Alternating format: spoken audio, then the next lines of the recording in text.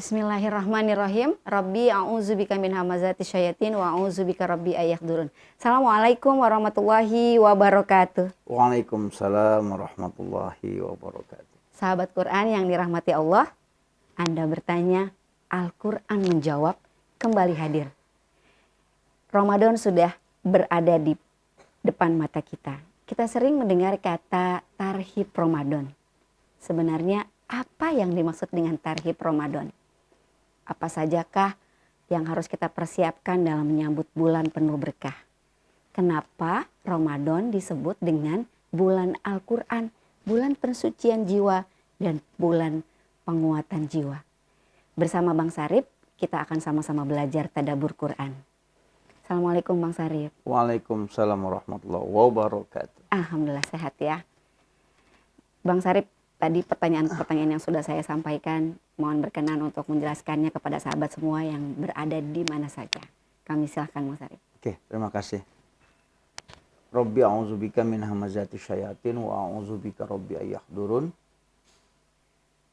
Bismillah, alhamdulillah, wassalatu wassalamu ala rasulillah, la hawla wa la quwata illa billah, amma ba'd. Subhanaka la ilma lana illa ma'allamtana innaka antal alimul hakim. Wa tub alaina innaka antat tawwabur rahim. Rabbi shrah li sadri wa yassir li amri wahlul 'uqdatam min lisani yafqahu qawli. Sahabat-sahabat yang dirahmati Allah Subhanahu wa taala, tarhib Ramadan. Tarhib Ramadan. Iya. Kata tarhib itu kalau di Indonesia ya, di Nusantara kan baru belakangan ini viral ya. Dulu-dulu kita sepertinya untuk kecil kita nggak terbiasa dengan kata tarhib itu. Nah, tarhib itu satu akar kata dengan kata marhaban. Ya. Satu akar kata dari marhaban ya, dari kata rohiba. Rohiba. Atau rohaba bisa. Yang bermakna menyambut. Menyambut. Rohiba. Iya, menyambut. Jadi ketika kita menyambut tamu kita bilang marhaban. Ya, ada senyuman, ada kebahagiaan, ada rasa senang. Ya, rindu yang terbayar gitu ya ketika ada tamu datang. Sama dengan tarhib. Tarhib. Bukan cuma buat Ramadan sebenarnya. Menyambut siapa saja juga pakai istilah tarhib sebenarnya. Itulah, jadi ketika Ramadan akan datang, akan tiba, terus kita menyambut. Menyambut penuh sukacita. Menyambut dengan sukacita. Yang Rasul katakan, man fariha bidukhuli Ramadan. Gitu ya. Siapa yang bergembira, senang hatinya ketika datang bulan suci Ramadan, haramallahu jasadahu al-niran. Allah haramkan jasadnya daripada api neraka ya. Itu bagian dari penyambutan. Subhanallah. Di Indonesia sendiri kita setiap wilayah punya istilah sendiri-sendiri yang digunakan. Sekarang baru mulai pakai istilah tarhib. Dulu mereka masing-masing ada kata, misalkan di Jawa Barat ada munggahan. Ya. Ya. Munggahan itu bagian dari tarhib sebenarnya. Acara memang yang diperuntukkan. Iya, emang mereka menyiapkan diri untuk menyambut datangnya bulan suci Ramadan. Paketnya ada nyadran, datang ke makam orang-orang yang dia cintai, berdoa, mendoakan mereka semuanya. Ada istilah cucurak lah, keluarga kumpul, tetangga makan bareng sebelum datang bulan suci Ramadan. Pokoknya semua ada bentuk-bentuk kebahagiaan yang mereka tampilkan karena mau datang bulan suci Ramadan. Di Jawa Tengah, Jawa Timur semua punya, di Sumatera punya apa? Ya punya tata cara mereka sendiri untuk menyampaikan kegembiraan gitu mereka. Ya. Cuma sekarang ini kemudian kata tarhib itu sudah viral. Ya, mulai orang gunakan di mana-mana. Majlis menggunakan kata tarhib. Kajian pun. Kajian menggunakan kata tarhib. Menggunakan kata tarhib. Nah, itulah tarhibnya. Baik, selanjutnya setelah kita menyambut bulan yang penuh berkah itu, apa saja sih? Kenapa kesenangan kita terhadap sesuatu itu kan mesti ada dasarnya. Iya. Ada dasarnya. Iya. Apalagi urusan dengan kegiatan keagamaan. Berkaitan dengan ibadah. Maka dibutuhkan yang namanya ilmu. Iya dong? Iya betul. Ya. Karena melakukan sesuatu itu Harus pakai ilmu. ilmu. Artinya kita berbuat tanpa ilmu, mardudatun atau balu gitu kan. Nauzubillah min Ya dzalik. fakuluman bil ghairi ilmin, ya mardudatun atau balu. Siapa yang berbuat sesuatu, siapa saja yang melakukan sesuatu tanpa ilmu, ditolak oleh Allah. Maka Nauzubillah min dzalik. kita butuh ilmu. Dengan ilmu itulah menjadi bekal kita untuk menyambut Ramadan. Jika kita lihat dari penurunan Iya. ayat atau dalil tentang paket kewajiban puasa Ramadan, kan turunnya bukan bulan Ramadan. Perintah Iya, Ramadan justru perintah puasa Ramadan itu ya ayat dari mulai surat Al-Baqarah surat kedua ayat 183 sampai 187 turunnya bukan di bulan Ramadan. Allah turunkan di bulan Sya'ban. sebulan sebelum Satu Ramadan. bulan sebelum Ramadan. Ayat itu turun. Tahun kedua Hijriah. Artinya 2 tahun setelah hijrah baru keluarlah ayat itu di bulan Di Sya'ban. bulan Sya'ban. Kenapa keluar di bulan Sya'ban? Ya karena memang supaya Rasulullah sendiri ya akan mempersiapkan itu segala konsep apanya semuanya sesuai yang Allah mau, mulai keutamaannya, mulai kaifiatnya yang harus Rasul sampaikan, Rasul ajarkan kepada para sahabat-sahabatnya, Subhanallah. kepada umat, sehingga nanti pada pelaksanaan di bulan suci Ramadan sudah siap segala sesuatunya, tidak ada lagi kesalahan dalam Melakukannya. ya, Dan bisa ibadah maksimal ya. dan bisa maksimal, itu yang penting tuh, bisa maksimal. Iya, karena kita tahu Visinya ilmunya. apa, Iya. targetnya apa, itu mesti maksimal. Itu yang penting tuh. Maka juga di Quran kita kan dituntut selalu. Ya, jangan berbuat sesuatu yang kita tidak tahu ilmunya. Ya, surat ke-17 ayat 36. Sahabat silakan dibuka Quran ke-17 Al-Isra ayat Ayat 36. ke-36. Baik, saya izin membacakan. A'udzubillahi minasyaitonirrajim. Bismillahirrahmanirrahim. Dan janganlah kamu mengikuti sesuatu yang tidak kamu ketahui ilmunya. Ya. Karena pendengaran, penglihatan, dan hati nurani, semua itu akan diminta pertanggungjawabannya. Ya. Ya. Jelas ya? Ya. Jangan berbuat sesuatu yang Tidak tidak ada tahu ilmunya. Allah sudah kasih kita perangkat untuk Belajar ya. belajar. Perangkat untuk tahu, cari informasi. As-sam'a, pendengaran. Pendengaran. Ya, terus al-basar, penglihatan. Al-fuad, ada hati nurani, perasaan. Ya, ada auditori, ada visual, ada kinestetik.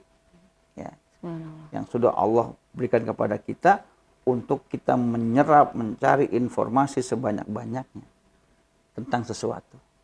Subhanallah. Ya, supaya kita bisa tahu, bisa mengerti apa itu apa. Kita tahu apa itu Ramadan. Iya, Jadi biar lebih maksimal ya. lebih maksimal lagi. Oke. Jadi apa itu Ramadan? Kenapa Ramadan disebut bulan Al-Quran, bulan Syahrul Siam, pembentukan jiwa, banyak Oke. lagi yang disebutkan kepada Ramadan. Ya. Jadi paket Ramadan dalam Paket Al-Quran tadi, ya, surat kedua Al-Baqarah ayat 183 sampai 187. Ya. Quran surat Al-Baqarah ayat 183 sampai 187. Kita mulai di 185. 185. Kita ambil tengah-tengahnya. Baik. Ya, kita ambil tengah-tengahnya. Sahabat silakan dibuka Quran surat kedua Al-Baqarah ayatnya yang kali ini akan dibaca 185. Ya. Saya izin membaca. A'udzubillahi minasyaitonirrajim. Bismillahirrahmanirrahim. Bulan Ramadan adalah bulan yang di dalamnya diturunkan Al-Quran sebagai petunjuk bagi manusia dan penjelasan-penjelasan mengenai petunjuk itu dan pembeda antara yang benar dan yang batil. Karena itu, barang siapa di antara kamu ada di bulan itu, maka berpuasalah. Dan barang siapa sakit atau dalam perjalanan dia tidak berpuasa, maka wajib menggantinya sebanyak hari yang ditinggalkannya itu pada hari kemudian. Allah menghendaki kemudahan bagimu dan tidak menghendaki kesukaran bagimu. Hendaklah kamu mencukupkan bilangannya dan mengagungkan Allah atas petunjuknya yang diberikan kepadamu agar kamu bersyukur. Oke. Syahrul Ramadan alladzi unzila fihil Qur'an hudal linnas wa bayyinatin minal huda wal furqan. Ya, Allah sebut bulan Ramadan adalah bulan di mana Al-Qur'an pertama kali diturunkan. Ya. Al-Qur'an itu satu, hudal linnas. Dia menjadi petunjuk bagi manusia, pembimbing bagi manusia. Wa bayyinatin minal huda. Dalam Al-Quran itu juga ada bayinat, penjelasan tentang al-huda itu. Tentang petunjuk tadi. Tentang petunjuk tadi. Wal furqan, ada furqan. Furqan itu adalah kriteria. Bukan pembeda. Kriteria. Kriteria. Iya. Jadi di Quran ada kriteria, mana yang hak, mana yang batil. Nah, sehingga kemudian kita bisa membedakan. Yeah. Oh ini benar, oh ini salah, oh ini hak, ini batil. Setelah kita tahu kriterianya apa, gitu loh. Ya selama ini kan Furqan itu pembeda. Ternyata kita bisa membedakan kalau kita tahu kriterianya. Ya, kalau kita nggak punya kriteria, kita bisa main salah-salahan. Menurut saya benar, tapi menurut saya salah. Kan begitu saja kan? Maka kita butuh sepakati sebuah kriteria, mana kriteria benar, mana kriteria salah. Setelah kita sepakati kriterianya, baru kita bisa membedakan ini benar, ini salah. Nah, itu di Quran lengkap. Quran lengkap. Tadi ya. Ya. Wal Furqan. Satu dia, yang kedua kata Allah, faman syahida minkumus syahra falyasumhu. Maka siapa saja yang berada di bulan Ramadan itu, dia menyaksikan bulan Ramadan itu, maka berpuasalah. Jadi di bulan Ramadan ada dua agenda nih. Satu agenda Al-Quran, yang kedua agenda puasa. Nah, apakah ada kaitan antara puasa dengan Al-Quran? Di mana saling keterkaitannya? Kenapa Allah gabung dalam satu rangkaian namanya Syahrul Ramadan? Ini penting saya kira ya. Sebagai, ada Quran dan sebagai motivasi kita untuk memahami apa sih Ramadan itu. Apa itu Ramadan? Apa yang akan nanti kita lakukan selama kita di bulan suci Ramadan. Itu kan? Iya. Jadi agar Ramadannya maksimal. Maksimal Ramadannya. Allah Subhanahu wa taala menitipkan kepada manusia sesuatu yang sangat dahsyat. Subhanallah. Apa itu Bang Syarif? Super power. Otak. Oh, otak kita. Otak kita. Ya. Kita punya otak. Di dalam otak kita itu ya, yang pertama kita sebutlah ada otak kiri namanya. Otak kiri itu adalah alam sadar kita. Otak kiri alam sadar kita. Alam sadar kita. Atau disebut dengan batin objektif. Batin objektif, otak kiri. Otak kanan kita adalah batin bawah sadar. Batin bawah sadar. Tadi ada sadar ya, ada batin bawah sadar. Atau juga disebut batin subjektif. Subjektif. Ya. Kiri objektif, subjektif kanan. Fungsi otak kiri kita sebagai gerbang masuk data. Gerbang masuk data. Tadi lewat pendengaran, penglihatan dan hati akal pikiran kita itu masuk ke dalam otak kiri kita. Nah, otak kiri itu kan tadi dia disebut dengan otak objektif. Maka dia kalau ada sesuatu yang dia nggak cocok pasti ditolak tuh. Apa ini? Gitu kan? Kalau dia suka dia terima. sesuatu yang bertentangan dengan kebiasaan dia, pasti dia terus tolak Menolaknya. informasi itu. Apalagi berkaitan dengan kepercayaan. Ditolak sama dia, karena dia objektif. Objektif. Ya. Jadi kita terima tuh data masuk, disimpan, masuk lewat gerbang data otak kiri kita. Nah, di situ tuh kita berpikir tuh. Kita berpikir. Mengolah data tadi. Mengolah data dulu. Jadi di otak kiri itu Allah kasih kita porsi 12%. 12 untuk berpikir. Iya. Sedikit dong ya. Sedikit. Kalau kita boleh 12%. pinjam watt ya dalam istilah listrik ya 12 watt untuk berpikir. Mengolah data objektif Sedikit tadi ya, itu ya. Hanya 12%. Coba jika digunakan untuk tadi berpikir bagaimana huda linnas, bagaimana bayan minal huda, bagaimana kriteria Al-Furqan, itu gimana tuh? Agak berat itu. Ya. Sementara tadi otak kanan kita dia punya porsi 88% atau 88 lebih besar watt. kuotanya. Kenapa? Ya? Karena dia ngatur semuanya. Metabolisme tubuh kita diatur nanti oleh otak kanan kita. Ada sesuatu yang nggak pernah berhenti, semua dia yang ngatur. Ya, contoh misalnya kita bernafas.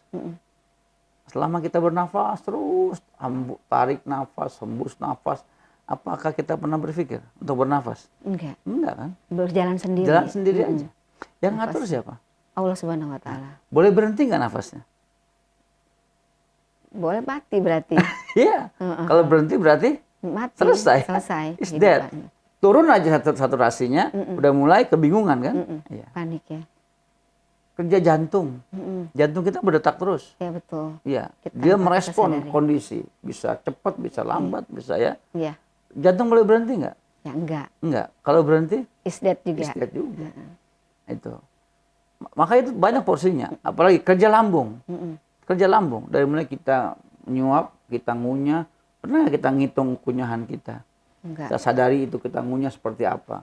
Kita mulai telan. Ya, di dalam disaring di kolon kita, usus kita begitu panjangnya, di lambung kita nanti semua disaring, semua dipilah, semua dipilih. Iya. Ya, semua dipilih. Nah, itu semuanya ya juga kerja otak kanan. Sekarang pilihannya, kalau mau disuruh berhenti, berhenti yang mana? Berhenti kerja jantung, berhenti kerja nafas, atau berhenti kerja lambung? Lebih aman lambung. Lebih aman lambung ya. Maka orang yang dia berpikir keras, melewati batas porsinya 12 watt. 12 tadi persen ya. Ya, kalau dia berpikir lebih dari itu, karena semua apa aja dipikirin, ngejelek, turun itu. Iya. Ngedrop ya. Drop. Bagaimana supaya tidak membahayakan otak kita? Maka disupport, diambil dari kerja lambung. Minta bagiannya ya.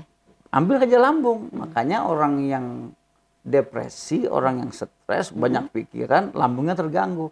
Jadi sakit lambung, asbabnya bukan cuma karena makanan, tapi karena tadi berpikir yang melebihi kapasitasnya. Terlalu dalam. Ya, kapasitasnya. 12% tadi. Nah sekarang, untuk bisa memahami Quran yang begitu dahsyat, kita disuruh puasa oleh Allah Subhanahu wa taala. Ketika kita puasa dengan sangat ikhlas ridho, kita berhentikan kerja lambung kita. Kalau kita stres kan terpaksa berhenti. Makanya sakit karena terpaksa. Kita niat nawaitu shauma ghadin an adai fardhi syahri ramadhana hadhihi sanati lillahi ta'ala. Dengan ikhlas terus dia niat besok mau puasa. Kerja lambungnya berhenti, kerja lambungnya istirahat. Ketika istirahat, maka tadi porsi tadi wattnya kerja lambung itu bisa untuk mensupport kerja otak kiri. Enggak cuma 12% dong. Kalau dia misalkan kerja dapat jatah porsi 20% atau 20 watt, berarti untuk berpikir kita nambah berapa?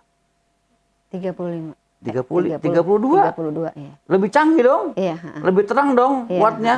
Saat itulah memang Allah kasih kita kesempatan untuk mau mengulik, mentadaburi Al-Quran. Ayat-ayat Allah. Yang tadi ada hudalinasnya, bayyinatin minal hudanya, dan furqannya.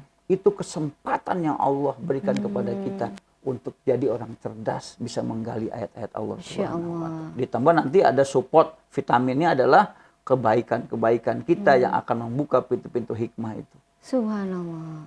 Sahabat, jadi itu kaitannya ya. Ya. Kenapa Al-Quran di bulan Ramadan berkaitan dengan puasa? Ya. Itu pagi, Ternyata satu paket tuh siang, ya. malam. Juga man qoma Ramadan malam. Saat badan kita istirahat, organ tubuh kita, metabolisme tubuh kita saat dia mau istirahat, kita disuruh bangun, kita disuruh aktif untuk mengisi dengan tadi kajian-kajian Al-Quran. Kenapa? Baca Tadi Quran, memang sholat saatnya lah itu kita disuruh manfaatin watt-watt yang nggak terpakai itu untuk support ke otak kita, otak kiri kita supaya kita cerdas. Maka bacaan di waktu malam lebih berkesan.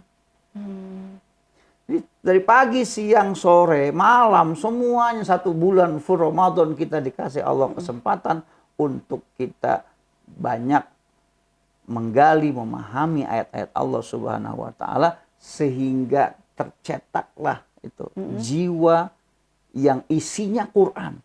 Kalau jiwa itu isinya Quran, maka yang akan keluar ya ketika jiwa itu kemudian memerintahkan kepada bala tentaranya, ya, tangan, kaki, mulut untuk berbuat, yang diperbuat adalah Al-Quran. Itulah takwa. Karena goal setting dari puasa takwa. La'allakum Jadi tadi ya. tattaqun. Jadi apa itu Ramadan? Dimasukin data, maka yang keluar itu jiwanya itu adalah tadi kebaikan-kebaikan yang membentuk pribadinya menjadi orang yang bertakwa. Orang yang bertakwa. Al-Quran. Jadi siang dan malamnya itu Ramadan. Satu paket. Komanya itu maksudnya itu mendirikan amal-amalan di bulan Ramadan. Pokoknya kita isi. Kita ikhtiar. Jadi kalau baca Quran tadabbur malam lebih keren banget. Bukan cuma Ramadan juga di luar Ramadan. Kalau kita hari-hari di luar Ramadan kita puasa paginya, malamnya kita qiyam, kita belajar, itu dahsyat banget. Contohnya siapa? Nabiullah Idris alaihissalam. Nabi Idris menjadi nabi yang sangat cerdas. Kenapa? Karena Idris dia puasa sepanjang hari, sepanjang malam dia sholat. Ya, maka namanya Idris. Darosa yadrusu idrisan. Belajar ya. Untuk jadi seorang yang terus belajar, otaknya masih canggih, otak kirinya. Maka dia puasa sepanjang masa. Jadi itu baru paham nih Bang Syarif, kenapa kalau kita lagi ujian, lagi menghadapi tes, baiknya puasa. Ternyata itu ya, santri ada kaitannya. Rajin puasa, cerdas. Subhanallah. Ada di balik itu. Ramadan kali ini insya Allah lebih bermanfaat, lebih maksimal ya. Sebagai penyemangat kita Bang Syarif untuk menyambut Ramadan 1444 Hijriah, tarhibnya. Saya ingin sampaikan begini. Iya, silakan Bang Syarif. Jangan salah pakai dalil. Jangan salah pakai dalil. Ini kata kunci saya katakan ya. Apa salah pakai dalilnya? Naumu shaim ibadah. Tidurnya orang yang berpuasa adalah ibadah. Padahal Allah lagi kasih kita tadi kesempatan, otak kita lagi canggih-canggihnya untuk berpikir, untuk menggali, menganalisa sesuatu, kemudian kita nggak pakai. Sayang dong. Kita milih tidur. Sayang nggak? Sayang banget kalau kita paham ini. Udah kita punya listrik, turun terus, kita tambah daya. Setelah tambah daya, justru kita nggak pakai-pakai, rugi nggak? Mubazir. Sayang. Justru saat ini kita harus manfaatkan dengan sebaik-baiknya. Punya barang bagus nggak dipakai buat apa? Otak kiri kita lagi bagus-bagusnya Allah kasih. Tadi yang itu hadis atau apa Bang Syarif? Yang mana? Tidurnya orang berpuasa. Iya. Itu maksudnya. Ya, selama ini kan disampaikan itu sebagai sebuah hadis, walaupun jadi, ada ulama yang mengatakan ini hadis termasuk hadis yang dhaif, ya. Jadi kebanyakan masyarakat kita termasuk kita, saya juga. Jadi kalau misalnya lebih baik tidur daripada yang kerjanya nggak baik gitu. Iya Ustadz, faktanya kan kalau bulan puasa ngantuk. Kalau ya bagaimana kamu kenyang ngantuk, lapar ngantuk juga gitu. Ya. Ngantuk selalu. Tapi gini pilihannya. Kita nggak bisa juga salahkan. Jadi gini pilihannya. Ketika seseorang ngantuk, kita anggap ini sebagai sebuah rahmat dari Allah Subhanahu wa taala. Ngantuk itu rahmat dari Allah Subhanahu wa taala. Karena ngantuk itu adalah sesungguhnya kerjaan otak. Otak kita itu bisa bergeser frekuensinya. Saat kita sekarang ada di otak kiri kita lagi kencang-kencangnya nih, sekarang ini kita lagi sadar, kita ada di frekuensi beta namanya. Beta. Sadar kita. Gelombang otak beta. Gelombang otak beta. Nanti dia akan turun, ya, menjadi gelombang otak alfa. Alfa. Itu cirinya ngantuk. Kondisi ngantuk, kondisi gelombang ngantuk. Otak alfa. Dari alfa bisa bergeser terus sampai ke theta.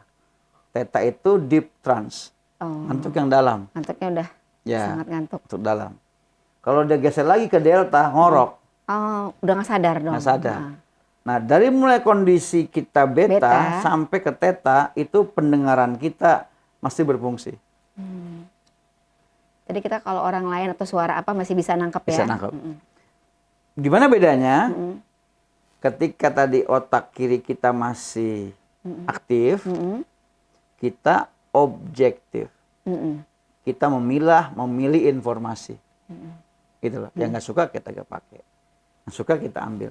Tapi saat turun gelombang otaknya, masuk ke alfa sampai ke theta, maka otak kiri kita tidak akan lagi menyaring informasi apapun yang dia dengar. Jadi loss gitu ya? Loss. Masuk semua langsung datanya. tembus masuk ke gudang data yang ada di otak sebelah kanan. Otak kanan kita di sebelah, dia akan nyimpen data semuanya. Bayangin kalau data yang masuk data buruk. Nauzubillah min dzalik. Ya. Sekarang kalau data yang masuk data baik. Alhamdulillah. Lagi baca Quran. Lagi baca Quran nih. Ya, Al-Quran kan data paling baik lagi mengulik Al-Quran. Terus mulai ngantuk. Nah, mulai ngantuk. Dia paksain. Ngantuknya udah 100 ayat ya Bang. Tertidurlah di atas Qurannya. Ya. Nah, dengan memang dia sengaja niat tidur. Bismika Allahumma ahya bismika amut. Lebih utama mana? Yang pertama tadi. Yang pertama kan? Iya, ketika lagi baca ngantuk. Iya. Datanya udah masuk. Karena banyak contohnya. Ulama-ulama kita dulu, mereka justru mendapatkan jawaban dari masalah yang dihadapi saat dia tertidur ketika dia sedang baca Quran. Subhanallah. Saat dia tertidur, dia membaca kitab nih, kitab-kitab yang dia baca untuk mencari jawaban, ya, solusi masalah keumatan. Kemudian justru saat itulah dia deep trance dan Allah pertemukan dia dengan langsung mu'alif. Pengarang kitabnya yang menjelaskan langsung adalah pengarang kitabnya. Pasti paham karena yang buat. Ya, iya. Masya Allah. Santri-santri dulu belajar, capek mereka ngabdi ngurusin kiainya, ngurusin sawah, kebun, ladang, semuanya diurusin. Saat ngaji ngantuk tertidur seperti orang dengar khutbah Jumat. Udah begini semuanya. Itu karena paham ya. Nah, tapi begitu mereka pulang jadi ulama, jadi kiai. Masya Allah. Dari mana ceritanya itu? Tadi hikmah tadi. Itu gelombang otak begitu. Dia terima semuanya. Nah, kalau justru yang dia dapat informasi yang dia dengar dalam proses tadi turunnya gelombang otaknya, tidurnya, yang dia dengar adalah segala sesuatu yang negatif akan diterima dan sangat mudah dia berbuat sesuatu yang negatif-negatif tanpa dia sadari. Nonton YouTube nih lagi nyetel sambil nyetel YouTube Studio Quran Al-Ikhlas terus tertidur gitu. Jangan kan pegang remote itu ya. Jalan terus ya, YouTube-nya jalan. Masuk tuh data ya. Bang Sarip ngomong gitu kan. Sia-sia nggak? Insya Allah enggak. Ada manfaatnya. Ya, masuk itu data semua dia dengar aja. Walaupun dia tertidur. Loss ya? Loss dia. Langsung ke otak kanan. Tapi ada iklan. Iklannya juga masuk Bang. Iklan masuk juga.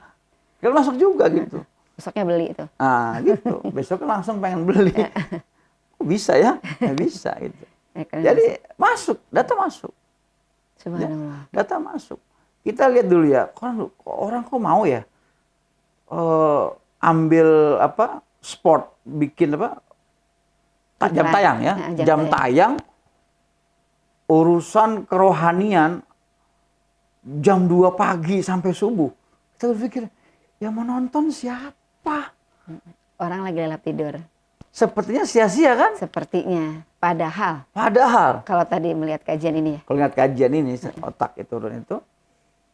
Itu Saat-saat yang tepat itu. saat yang tepat. Kayaknya prime time kayaknya ya. Walaupun yang ngomong nggak menarik, tapi kan suaranya tuh sudah terdengar, dia sambil Masuk. ketiduran kan, dengerin acara itu sampai Ketiduran atau selesai itu tertidur, acara Bang Sarip? rohani ya. Sampai selesai itu acara rohani. Besok-besok kan memindah agama dia. Auzubillah. Dari mana? Oh, saya dapat ilham. Ilham dari mana? Dari data ya. Data yang masuk saat dia tidur. Dahsyat nggak? Dahsyat. Nah, itu. Ya, makanya Masya Allah. Ramadan tuh makanya tiap hari aja Ramadan setel aja. Kita tuh datang ke pengajian, walaupun di pengajian kita harus ngantuk. Ya tapi jangan niat ngantuk kan, jangan niat tidur di masjid itu. Udah. Niat belajar. Nikmati saja, ini karunia Allah, kita dikasih ngantuk, kalau bisa lawan.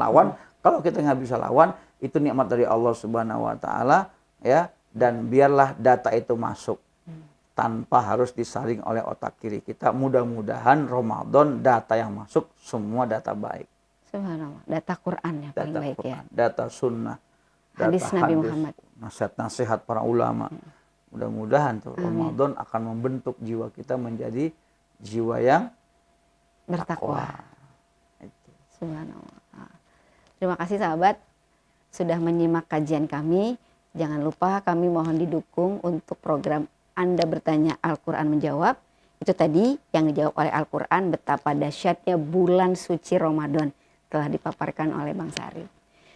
Semoga bermanfaat kajian kita hari ini. Jangan lupa like, subscribe, share, and comment. Jangan lupa pula bunyikan loncengnya agar video yang terbaru dari kami dapat sahabat nikmati dan dapat kita sama-sama amalkan dan kita syiarkan. Kami berdua pamit dari hadapan sahabat semua. Kurang lebihnya mohon maaf. Wabillahi taufiq wal hidayah. Wassalamualaikum warahmatullahi wabarakatuh.